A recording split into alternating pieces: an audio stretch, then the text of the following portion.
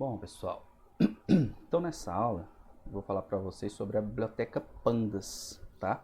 A biblioteca Pandas ela é uma biblioteca Python que fornece ferramentas de análise de dados e estruturas de dados de alta performance e fáceis de usar, tá?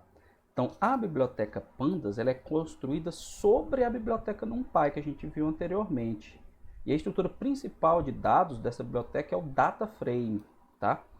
Então, para quem já programa em alguma outra linguagem de programação, esse primeiro item aqui é importante. Olha, ela fornece ferramentas de análise de dados e estrutura de dados de alta performance. Por quê? Porque esses dados da biblioteca NumPy são compilados, então eles são mais rápidos. Então todo mundo fala que Python é devagar, mas não. Para você trabalhar com essa análise de dados usando Python, você usa essas bibliotecas com esses dados compilados e aí fica mais rápido mesmo. E o DataFrame é muito fácil de usar. E aí você tem alta performance e facilidade na hora de usar, tá certo? Então, com o DataFrame do Pandas, você consegue armazenar e manipular tabelas de dados, nos quais, normalmente, quando a gente trabalha, as linhas são as observações e as colunas são as variáveis, né? Os descritores do seu problema. Então, a primeira coisa que a gente vai fazer aqui é importar a biblioteca Pandas, tá? Isso aqui é muito parecido com como a gente fazia no NumPy. A gente importava NumPy e chamava de NP, né? Então aqui o Pandas a gente costuma chamar de PD, tá certo? Então pronto, aqui eu importei a biblioteca Pandas. E aí agora eu vou criar um data frame. Existem diversas maneiras de a gente criar o data frame, eu vou mostrar aqui para vocês. A primeira delas usando a estrutura de dicionários que a gente viu aqui, né? Então olha esse dicionário aqui que eu estou criando. Primeiro dicionário, a chave é país, né, country, e os valores, o valor no caso é uma lista de países. Segunda chave, capital, e aqui uma lista de capitais. Terceira chave, área, e aqui uma lista de áreas. E a quarta chave, população, e aqui uma lista de populações. Então, quando eu crio um data frame, né, da biblioteca Pandas, então lembrando, né, a sintaxe que a gente já deve estar acostumado. Quando eu criava um array no NumPy, né, np.array, então aqui no Pandas é pd.dataframe. E aí eu passo o dicionário como parâmetro. E aí o que o Pandas faz? Ele lê esse dicionário e interpreta cada chave dessa aqui como sendo o título de uma coluna numa tabela de dados. E essa lista que vem como valor aqui é interpretada como se fossem as linhas da minha tabela, tá certo? Então o dicionário tem que ter essa estrutura aqui. Uma chave que vai ser o nome da coluna e uma lista de valores. Então eu vou executar aqui para vocês verem. Então ó, tá aqui, ele criou uma coluna, né? Ó, country, capital, área, população. E aqui, ó, aqui é a lista de países, então são os valores da primeira coluna. Aqui tem uma lista de capitais, então são os valores da segunda coluna. Uma lista de áreas, os valores da terceira coluna. E uma lista de populações, que são os valores da quarta coluna. Tá certo? Se vocês observarem aqui, ele criou uma coluna adicional, entre aspas, que é essa aqui no cantinho, ó, 0, 1, 2, 3, 4. O que é esse 0, 1, 2, 3, 4? Se você não diz, por exemplo, quando você passa um dicionário como parâmetro para criar um data frame, as chaves são os títulos das colunas. Mas se você não fala nada a respeito de título de linha, ele simplesmente começa, né, como o Python começa do zero, e dá um título para a linha ele próprio, começando do zero. Tá bom? Esse título das linhas, entre aspas, é o chamado atributo index, né? Como eu falei, contém os títulos das linhas do data frame. Se você não fizer nada, ele cria os índices automaticamente a partir do zero. Então, ó, se eu mandar imprimir aqui os índices, ó, é um range index o nome desse objeto, aí ele só fala aqui, ó, que começou no 0, termina no 5 e o passo é 1, né? Então é 0, 1, 2, 3, 4, naquela sintaxe do Python, né? Só que eu posso alterar esses índices. Então, não, eu quero que as minhas linhas tenham títulos, tá? Então, se eu quero que as minhas linhas tenham títulos, eu posso fazer aqui, ó, BRICS.index, e aí eu passo uma lista de títulos das linhas, por exemplo, as iniciais dos países, ó.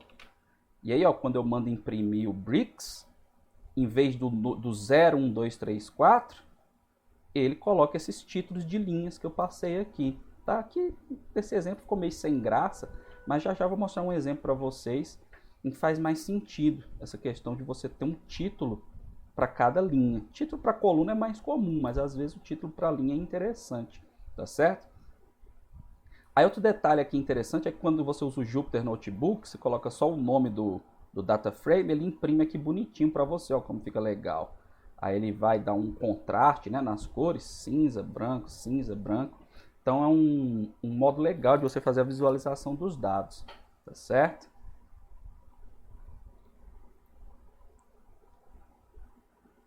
E aí, da mesma forma que existe o atributo index, o data frame, que são os títulos das linhas, existe o atributo columns, que retorna os títulos das colunas.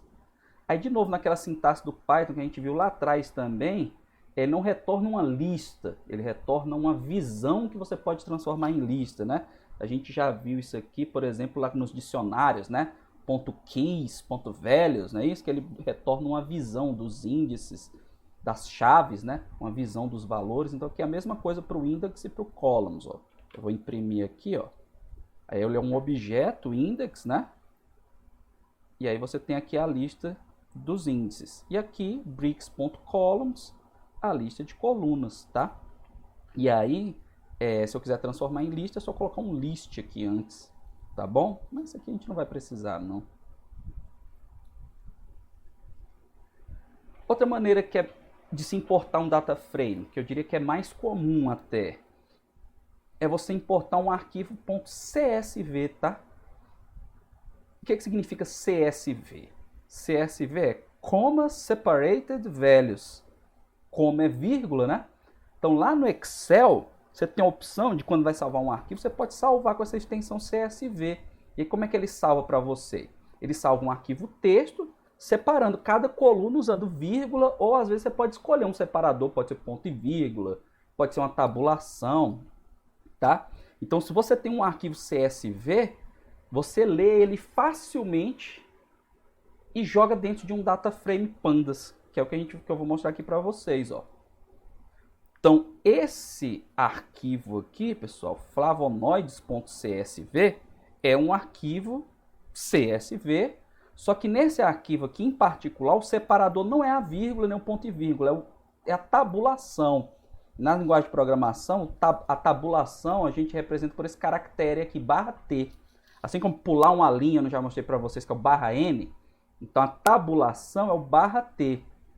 Então o que ele vai fazer aqui? Ele vai abrir esse arquivo e vai entender que toda vez que ele encontrar um barra T, é porque ele está separando duas colunas diferentes. Então, ó, vou mostrar aqui para vocês. Abrir o meu arquivo, flavonoides.csv, e aqui ele trouxe o conteúdo desse arquivo. Se vocês notarem aqui embaixo, ele dá essa informação aqui, ó. 20 linhas e 557 colunas. Aí o que acontece nesse meu arquivo? Como é que ele está estruturado? Essas colunas aqui, que tem esses nomes, são os nomes das colunas mesmo, né? Então, por exemplo, aqui é energia eletrônica, energia nuclear. Então, são os nomes. Aqui é massa molecular. Então, aqui são os nomes. Já essa primeira coluna aqui, tá vendo que está sem nome. Por que ela está sem nome? Porque no arquivo ela estava sem nome. E por que no arquivo ela estava sem nome? Porque se vocês observarem, aqui eu estou colocando os nomes das minhas moléculas. Molécula 1, molécula 2.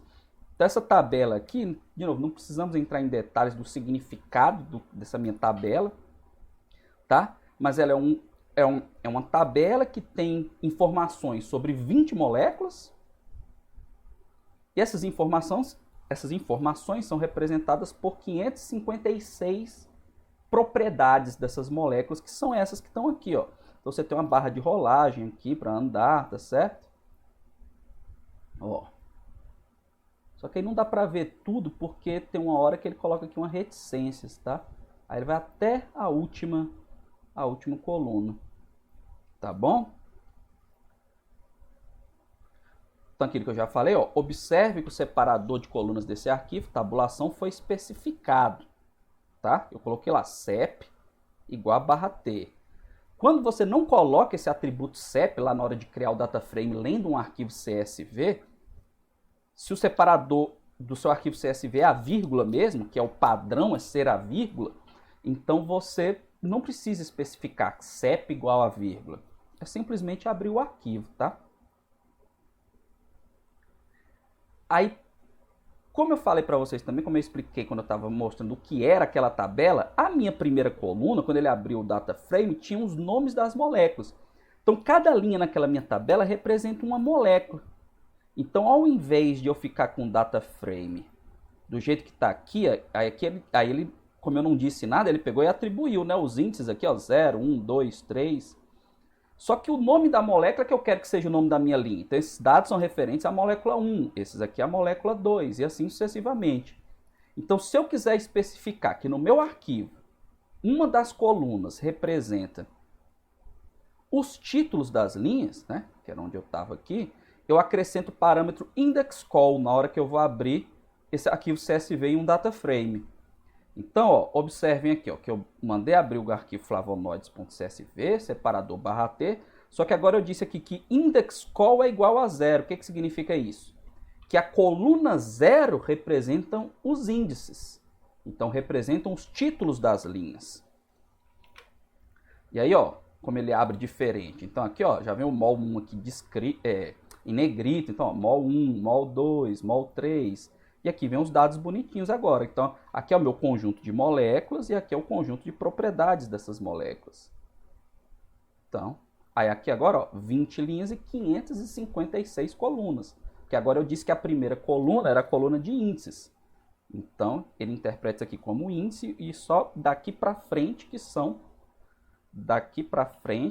as propriedades que eu quero manipular em algum momento.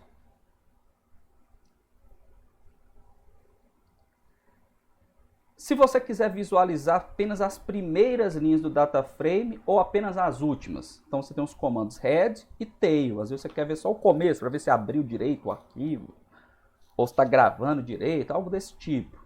Então head me dá as primeiras linhas e tail as últimas linhas. Então se eu não passo nenhum parâmetro, o padrão dele, quando eu coloco flavonoides.head, é me retornar as 5 primeiras linhas. Só que se eu quiser especificar quantas linhas eu quero, eu coloco aqui entre parênteses, que é o que eu vou fazer aqui no exemplo do tail. Ó. Eu coloquei flavonoides.tail 2.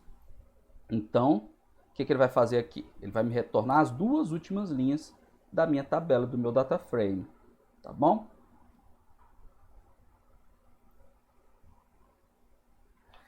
E aí que a gente viu lá no NumPy que a gente pode pegar um pedaço, né, da matriz.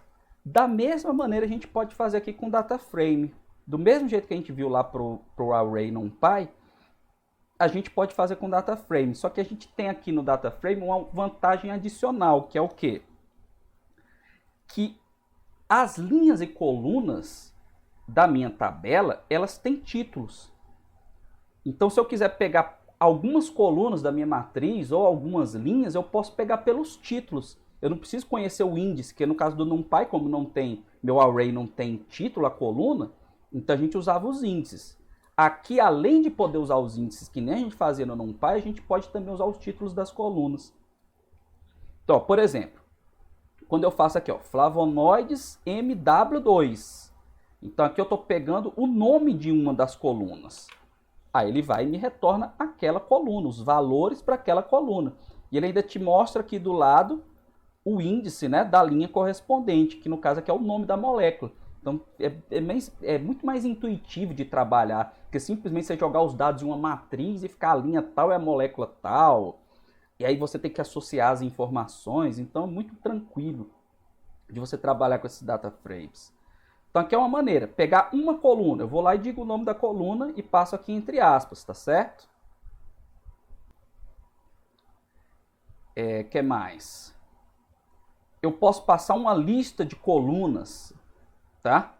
Então eu tenho 3 colunas lá na minha tabela que se chamam, uma se chama LUM, outra se chama HOMO e a outra se chama GAP. Então você fala, ó, de flavonoides eu quero essas 3 colunas aqui. Aí ele pega, ó, e retorna aquela parte da tabela que tem exatamente essas 3 colunas. Tá certo? E as linhas? Para acessar as linhas de modo semelhante ao que a gente fez aqui para as colunas, eu tenho que passar os índices. Aí não tem... Ter jeito tem, mas já vou dizer como é que é. Então, se você passar só um parâmetro entre colchetes, por exemplo, você só pode passar uma faixa de linhas. Tá? Então, por exemplo, flavonoides 2 a 5. O que ele vai fazer? Ele vai pegar as linhas 2, 3 e 4. Né? Que é essa sintaxe que a gente está acostumado. Então, a linha 2, como começa do zero, né? A linha 2 é a molécula 3, a linha 3 é a molécula 4 e a linha 4 é a molécula 5. Tá certo? Mas aí o objeto data frame do Pandas, ele vem com esse método lock, que permite que você passe 2 índices, porque até agora a gente viu a maneira de selecionar ou só colunas ou só linhas. Como é que eu seleciono só colunas? Se for uma só, eu passo o nome. Se for mais de um, eu passo a lista dos títulos das colunas que eu quero selecionar. E se eu quiser selecionar só linhas, eu passo a faixa de linhas que eu quero selecionar. Já com o método lock, aí eu posso usar os 2 índices. Eu posso passar como parâmetros as linhas que eu quero acessar e as colunas que eu quero acessar, tá? Por meio dos títulos, tanto das linhas como das colunas. Então, ó, nesse exemplo aqui, então, flavonoides.lock, né? E aí eu passo, aí é entre colchetes, eu vou passar quais linhas que eu quero. Nesse caso eu quero todas, é a mesma sintaxe que a gente viu para o NumPy, para as listas. Se eu quero todas, 2 pontos. E aí vírgula, quais as colunas que eu quero? Homo, lume e gap. Então pega todas as linhas e algumas colunas. Certo? Outro exemplo. Agora o que eu vou fazer? Eu vou escolher algumas linhas e acessar todas as colunas, né? Então eu escolhi aqui que eu quero a molécula 3, a 8, a 5 e a 20. E vou acessar todas as colunas a respeito dessas moléculas. Aí tá aqui, ó, molécula 3, 8, 5 e 20. E todas as colunas. Então, 4 linhas, 556 colunas. E eu posso escolher algumas linhas e algumas colunas. Então, eu quero olhar as informações, as propriedades LUMO, HOMO e GAP das moléculas 3, 8, 5 e 20. Então, as moléculas são essas linhas, né? E as propriedades são essas colunas aqui. Então, ó, ele me retorna aqui essa tabelinha. Moléculas 3, 8, 5 e 20 e as propriedades LUMO, HOMO e GAP. Então, é muito prático, pessoal. Muito prático mesmo e muito simples de usar. Não tem erro, tá? Então, como eu falei, uma vantagem adicional do DataFrame em relação ao Array e NumPy é a gente acessar linhas e colunas pelos nomes. Mas, se você souber ou for mais fácil você acessar pelos índices, tem um método semelhante ao lock, que é o ilock, esse I aqui de index, né? Então, em vez de passar os títulos das linhas e colunas, você passa os índices, né, dessas linhas e colunas. Então, tá aqui, ó. Quando você passa só um parâmetro para o ilock, um parâmetro só, ele interpreta que você está querendo acessar a linha passada como parâmetro aqui. Então, ele está acessando a linha 2. Quem é a linha 2? A linha 2 são os dados da molécula 3, né? Porque a linha 0 é a molécula 1, a linha 1 é a molécula 2, a linha 2 é a molécula 3. Então, aqui são os dados da molécula 3. Ó, tá vendo? Ó? Name, mol 3. E aqui são os valores de cada propriedade. Quando eu passo 2 valores, aí são primeiro linhas, depois colunas.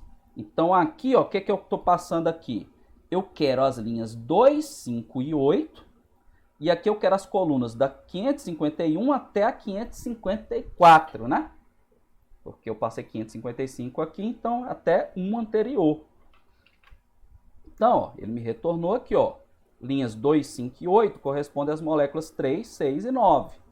E as colunas 551 a 554, né? 551, 552, 553, 554. Tá certo?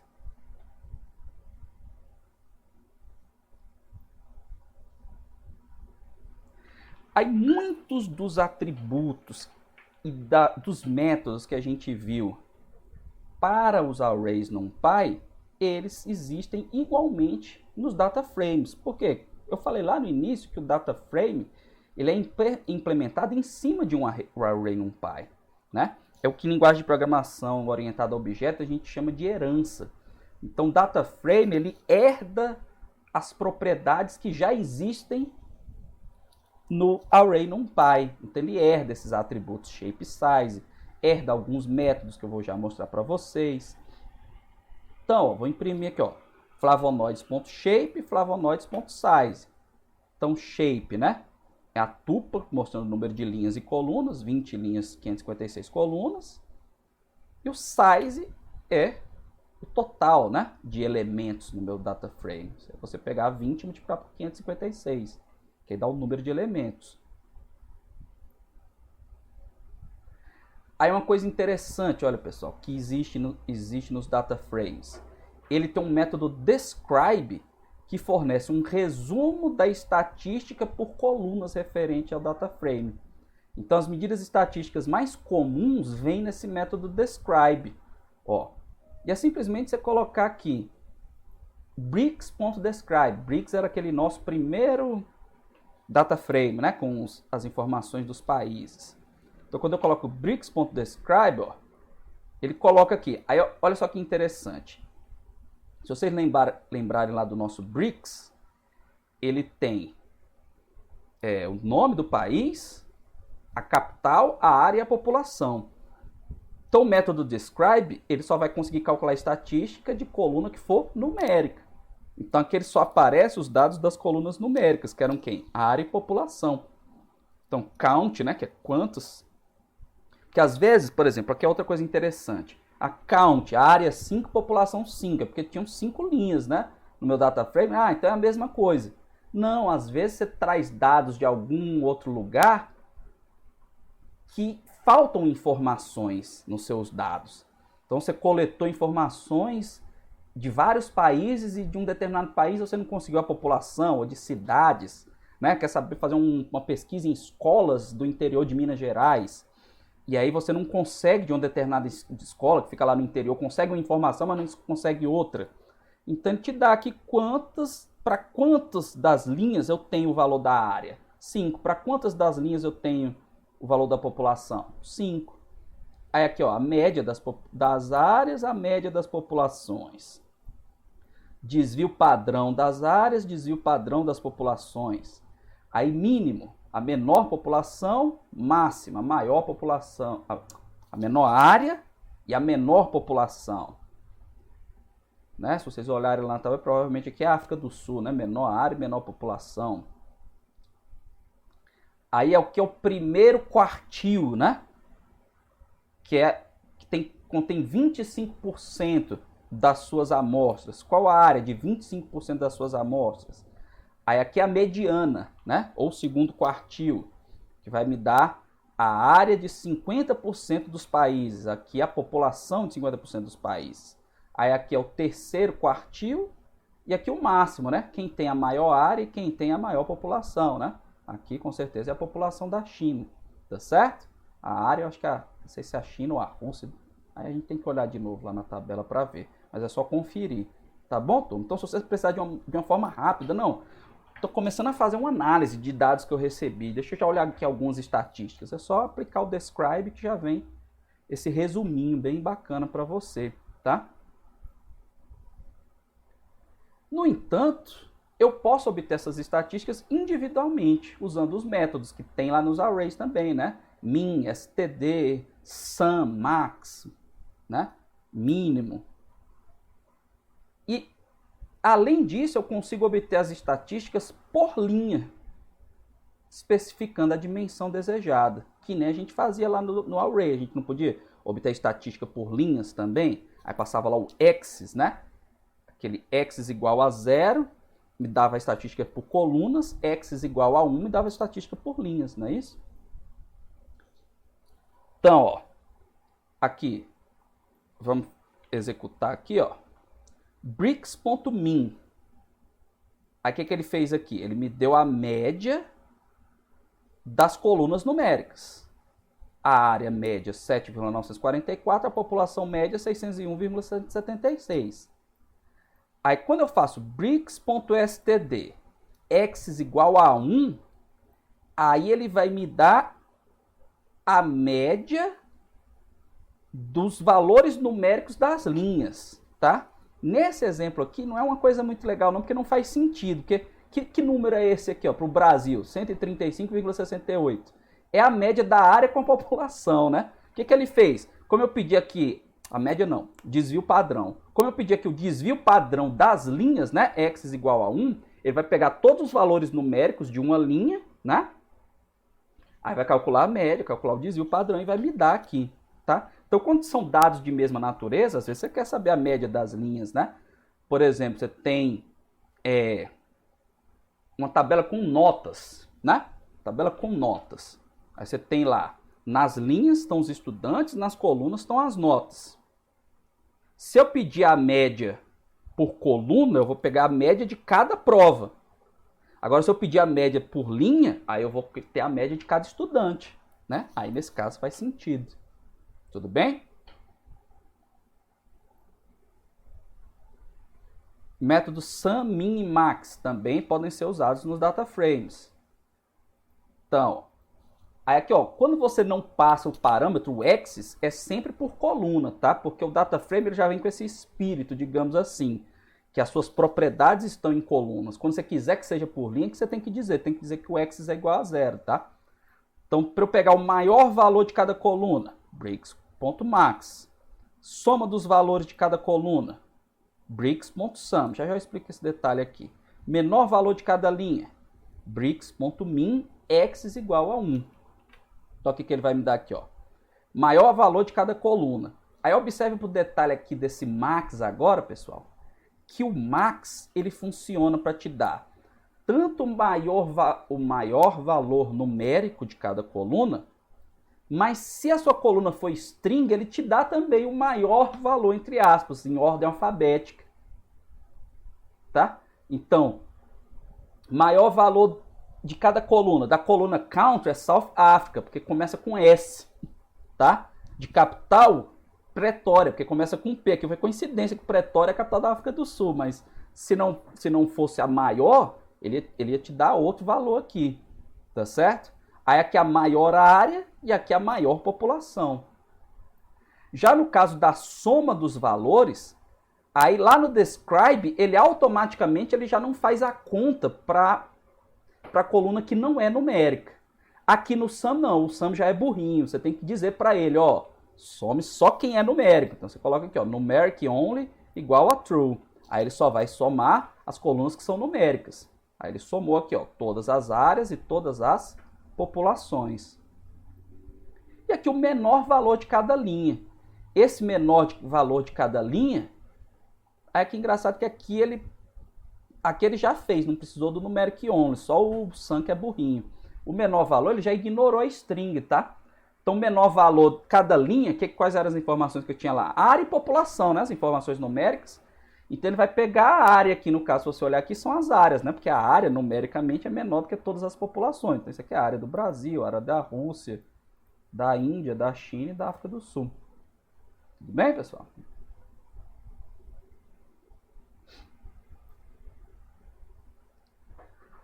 Outra coisa que é importante, às vezes, a gente fazer na hora que está tratando dados, você obter o data frame transposto. E é do mesmo jeito lá do array NumPy. É só usar o atributo T. Então tá aqui o meu bricks, ó. Né? As linhas são os países, as colunas são essas informações.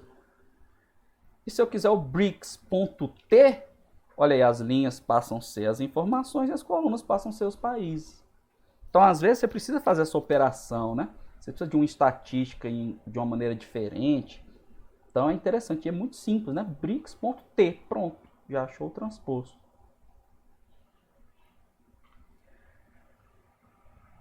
Outra coisa importante. A gente pode ordenar os data frames. Em princípio, né, o método mais comum é usando o sort index, né? Então você vai ordenar por um índice. Esse índice aqui agora está sendo tratado de maneira genérica, porque lá atrás a gente usava o index só quando se referia a linhas, né? Agora não, é um índice de uma dimensão. Então pode ser os títulos das linhas ou os títulos das colunas, tá? Aí você passa a dimensão usando a palavra axis. Então, por exemplo, tá aqui, ó. Bricks.sortIndex axis igual a 1, ascending igual a false. O que isso significa? Que eu vou ordenar as colunas, axis igual a 1, pelo título das colunas, em ordem decrescente. Ó. Então, quando eu fizer isso, olha como é que ele está fazendo a ordenação aqui das propriedades. Ele ordenou as colunas, tá? Pelo título. Então, ó, população, país, capital e área, né? P, C, CO, CA, A. Então, ele ordenou em ordem alfabética aqui e decrescente.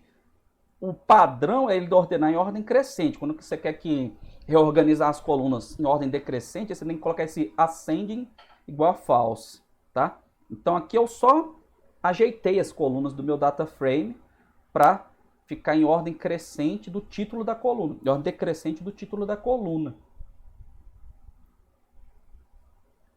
Se eu quiser ordenar, escolher uma linha ou coluna específica, existe o sort values, que aí vai ordenar pelos valores que estão armazenados naquela linha ou naquela coluna. Sort index é pelo título da linha ou da coluna. Sort values é pelos valores. Isso aqui também a gente usa demais. Não sei quem de vocês usa Excel, às vezes a gente precisa organizar dados. Aí você vai lá no Excel, coloca ordenar ou classificar.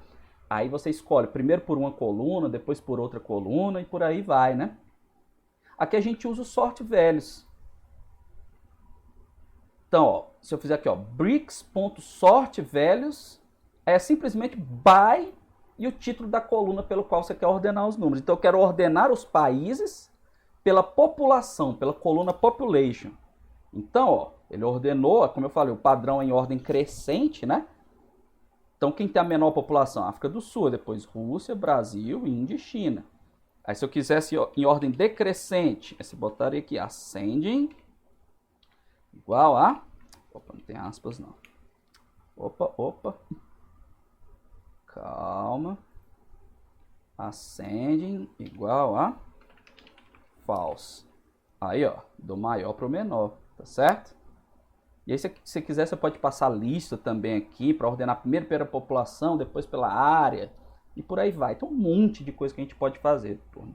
Então, muita coisa que você faz no Excel, mais uma vez perguntando, não sei se todos aqui já trabalharam com Excel, você faz aqui. Só que qual é a vantagem de você fazer aqui? É que você pode programar um script para pegar milhões de arquivos e fazer essas operações em vários arquivos. Porque, como eu falei, acho que desde o início da disciplina, o volume de informações que a gente tem no mundo hoje é gigantesco. Então, se a gente não tiver uma ferramenta dessa para automatizar a nossa vida, a gente sofre muito.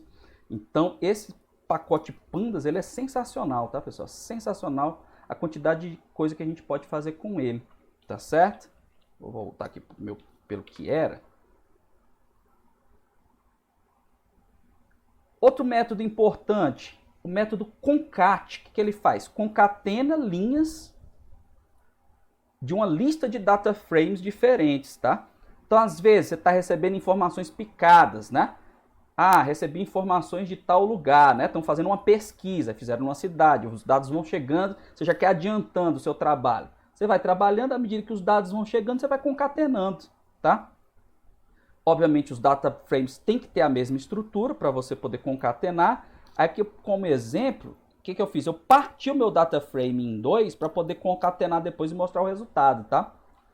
Então, eu já vou rodar aqui, ó. O que eu fiz aqui? Que é o meu DF1, Bricks 01. Então, o que eu vou fazer aqui? Eu vou pegar a linha 0 do Bricks. Então, peguei o Brasil, tá? E o meu DF2 é Bricks 2A4. Então, eu vou pegar as linhas 2 e 3, né? Que são Índia e China. Aí, agora eu quero concatenar essas duas partes. O que você passa como parâmetro concat? A lista dos data frames que você quer concatenar.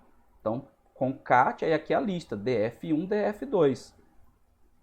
Aí, como eu falei, eles têm que ter a mesma estrutura, né? Mesmo número de colunas, senão vai dar erro na hora que você tentar concatenar, tá certo? Aí ele concatenou aqui, ó, o primeiro DF1, que estava só com o Brasil, e o DF2 estava Índia e China, e aí ele concatenou num terceiro data frame, né? No caso aqui eu só mandei mostrar, eu podia mandar fazer um DF3 receber o resultado disso aqui, tá bom? Mas aqui eu só fiz mostrar.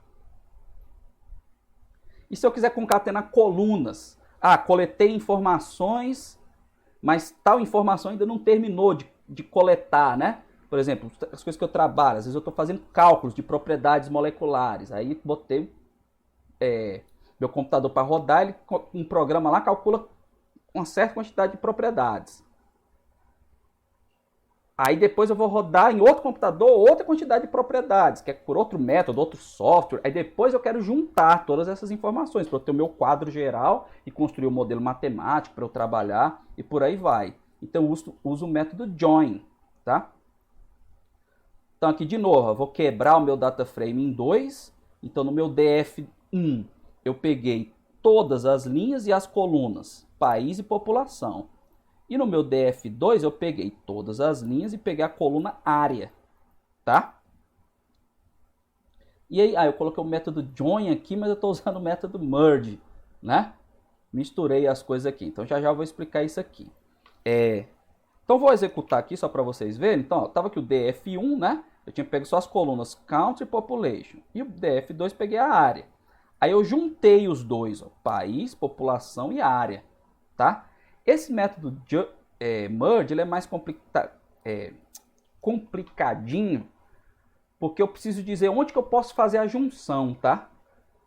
Que é aquilo que eu falei no concat.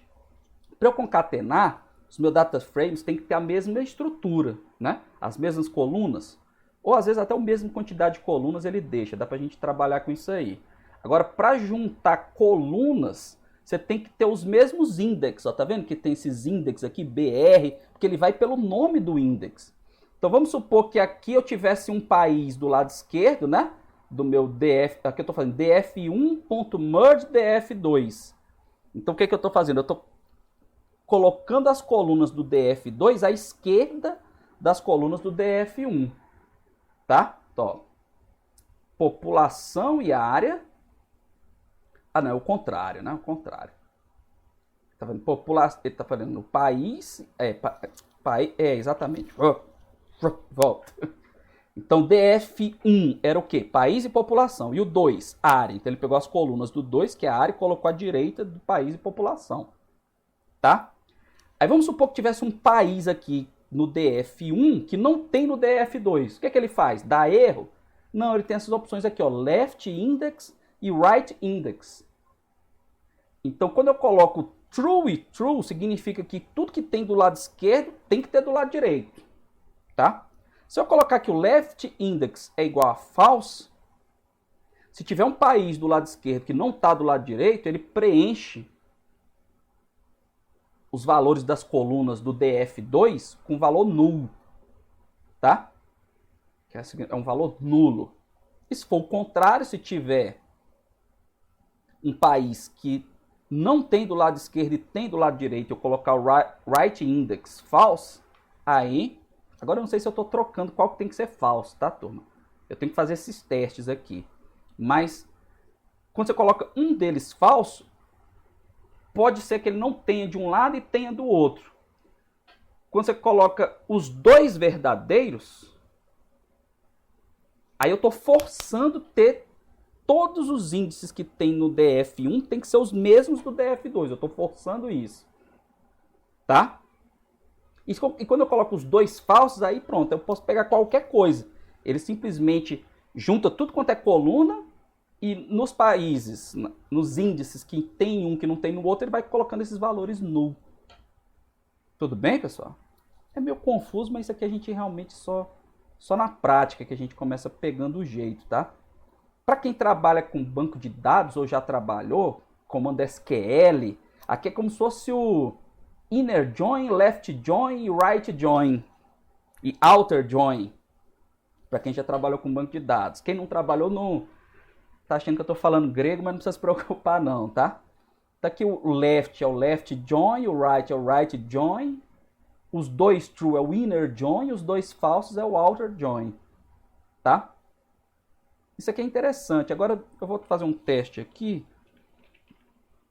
usando o join, né? Porque eu coloquei join aqui e não coloquei merge. Deixa eu ver se eu preciso fazer alguma coisa aqui. Se dá para fazer só um join.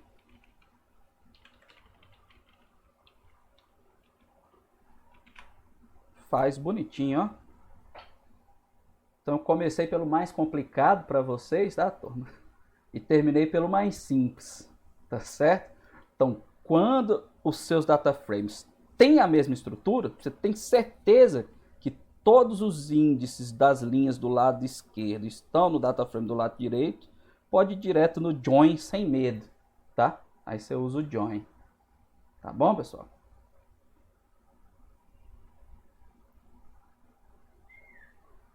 E aqui, acho que a gente já está finalizando. Tudo isso que você fez, você pode pegar e salvar no arquivo CSV, o arquivo Excel, tá? Então você faz um monte de operação, trata seus dados aqui usando o Jupyter Notebook, o Pandas, os data frames, programação, né? Porque aqui você pode programar, percorrer linha para fazer alguma coisa, coluna. Aqui o céu é o limite, né? E aí no final você pega e salva. E olha como é que salva, olha só. Se você quiser salvar no CSV, bricks.toCSV. Se quiser salvar em Excel, bricks.toExcel. Tá? Então, ó, pronto, eu salvei aqui. Aí, pessoal, eu vou abrir esses arquivos aqui para mostrar para vocês, tá? Então, pessoal, eu salvei ali os arquivos e agora eu estou mostrando aqui para vocês. Esse aqui é o arquivo CSV, tá? Eu peguei, salvei, abri aqui no LibreOffice. Mas ele abre no Excel também. Então ele salvou, ó, aqui a coluna com os títulos das linhas. Deixa eu aumentar aqui, né? As colunas com os títulos das linhas. E aqui, ó, os títulos das colunas. Aí país, capital, área e população. Esse é o CSV. O Excel, ele já salva mais bonitinho, porque o Excel tem formatação. Como eu falei, o CSV ele é um arquivo texto separado por vírgula, então não tem formatação embutida nele. Isso aqui é um arquivo, o Excel é um arquivo XML, então você pode salvar propriedades, como dizer que os títulos das colunas são em negrito, tamanho de fonte, essa coisa toda. Então tá aqui, ó, tudo bonitinho ainda, ó, com grade e aqui as informações, tá certo?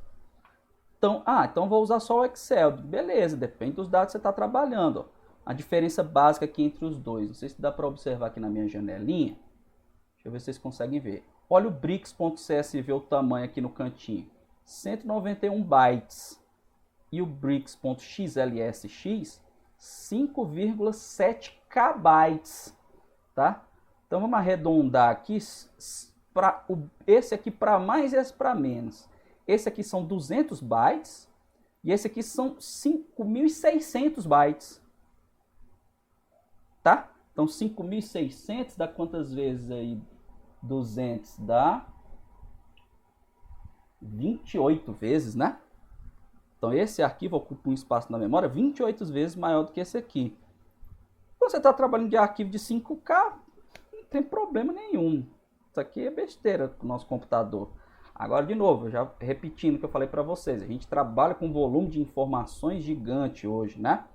Então, às vezes, esse volume de informação gigante que a gente trabalha geram arquivos gigantescos e a gente precisa dar uma forma de minimizar. Então, se você não for formatar nada ou não for usar a fórmula do Excel para depois fazer um cálculo, minha sugestão é salve como CSV, que aí você abre normal no Excel e você está ocupando muito menos espaço, tá bom? Então, voltando aqui, para a gente encerrar, estava faltando somente o exercício, tá? Então, só uns detalhes na hora de salvar. Quando você não passa nada como parâmetro, ele salva daquele jeito que eu mostrei para vocês. Agora, existem vários parâmetros que você pode passar aqui. Por exemplo, para o Excel, por exemplo, você pode dizer que a primeira coluna não é índice. Se não for índice, você precisa dizer isso, tá certo? Aqui você pode mudar o separador também. Pode colocar que o separador é ponto e vírgula, é barra T. Então, depois vocês explorem, falando as coisas em inglês, depois vocês explorem isso aí, tá? Porque assim, ó, hoje em dia, a gente não decora nada. Acho que nunca deveria ter tido essa época que a gente era obrigado a decorar as coisas. Então você vai lá no Google e vê a documentação do data frame. Eu faço isso toda hora eu esqueço aqui qual é o parâmetro, como é que passa o parâmetro, não sei o que. Então você vai na documentação, tem lá tudo bonitinho, a lista do que você pode passar como parâmetro aqui para o CSV, para o Excel. E aí você faz isso, tá certo? E aí para treinar o que acabamos de ver, tá? O exercício é o seguinte: cria um data frame com os nomes, idades, pesos e alturas dos estudantes da turma. Aí, na verdade, isso aqui da turma, entre aspas, tá? Eu já criei um arquivo chamado imc.csv, que está lá no GitHub, na página da disciplina. Então, vocês baixem lá esse arquivo, tá? E aí ele já está no ponto de você trabalhar. Então, criar o data frame, na verdade, vai ser abrir esse arquivo CSV. Aí eu quero que vocês comecem a explorar. Por exemplo, eu quero que vocês criem no data frame uma nova coluna contendo o IMC de cada estudante, que é calculado por essa fórmula aqui. Peso sobre a altura ao quadrado. Aí eu quero que você salve o data frame no arquivo xlsx e abra no Excel para ver o resultado. Então você criou uma coluna, calculou lá no Jupyter Notebook usando data frame pandas e vai salvar no Excel.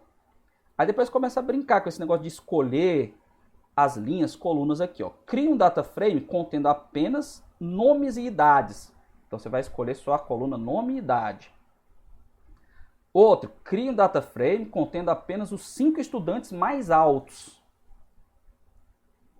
Outro, cria um novo data frame ordenado pelo IMC. Então você vai ordenar pela coluna IMC que você vai criar.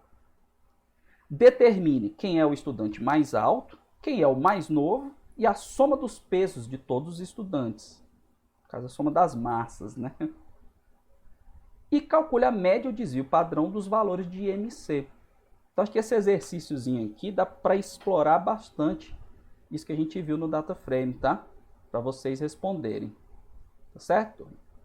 Então, data frame pandas é isso que a gente tem para ver, tá?